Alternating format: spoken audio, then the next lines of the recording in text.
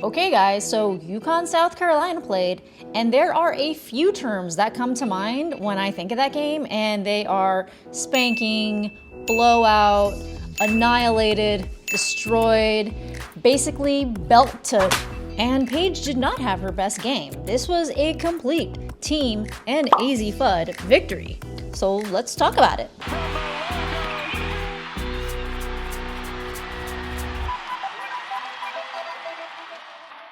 So nobody, and I mean nobody, including myself, predicted what UConn would do, how they would just absolutely wipe the floor with South Carolina in this upset blowout. As a matter of fact, before the game started, there were the four commentators. There was Elle Duncan, Andrea Carter, Chineo Gumike, I forgot the guy who was the fourth person, and every single one of them said there's no way South Carolina will not be dominating this game. Truth be told, it seemed kind of the obvious answer. They were in Gamecocks Arena. That arena was loud. That arena was heavy. It looked like they had Paige and everybody kind of like a little nervous just from watching their pregame warm-ups and stuff. I was looking at Paige. I was kind of feeling a little bad for her myself. But when I tell you, they played like hell hath no fury, like a UConn team scorned.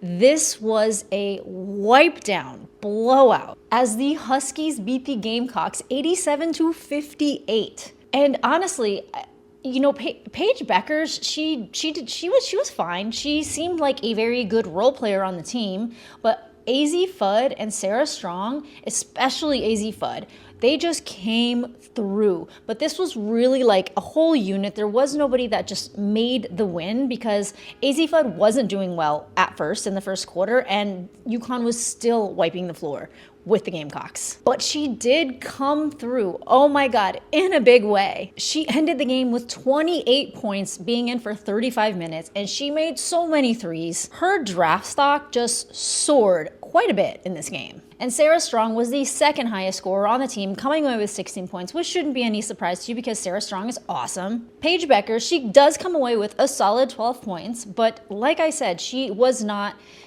play like this franchise level star. She played like a good role player on the team today. And you know, sometimes you just have those days. Caitlin Chen, she was awesome. She came away with 10 points. And you know what? Gino Oriyama, he actually smiled during the game. I know, right? I cannot not give credit, though, to Joyce Edwards, the freshman, because she was the top scorer for South Carolina at 17 points. But I gotta tell you, for a team that is like known for their defense, they just were not on their game today. Generally, they're like a disruptive nightmare, but UConn played the spacing and pacing game and totally outplayed them. Honestly, they seemed like they were outcoached. Dawn Staley she was looking deflated the entire game. This was actually the largest loss that the South Carolina Gamecocks have had at home since 2008. So this was a big deal. These were the second most expensive college basketball tickets of the season, and at the 4:38 mark in the fourth quarter, there were fans getting up and going home because that game was just over. That game was over, honestly, in the middle of the first quarter. There was like a little bit of time at the beginning of the first quarter where it was kind of back and forth.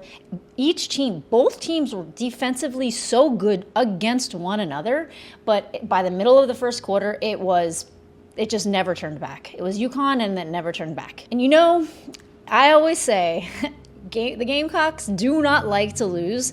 I feel sorry for their next matchup because anytime they lose, the next team always endures a blowout. I mean, South Carolina was on a 71 win at home game streak that UConn just stole right away. But after the loss that UConn had to Tennessee, I think they went out there with a chip. They had something to prove. They had to tell all those loud fans in the arena, we're here and we're here to play. Do I think they're a number one seed? I don't know, because there was definitely something that looked different about them tonight, like hands down. They looked like a different team. I don't know what happened, but from one good game like this, I really don't know. If Paige played up to her potential hype, then maybe they could. But, you know, it seems like all of these teams have something really great about them. I mean, USC played the game of their lives. I mean, Juju Watkins really just played the game of her life the other day.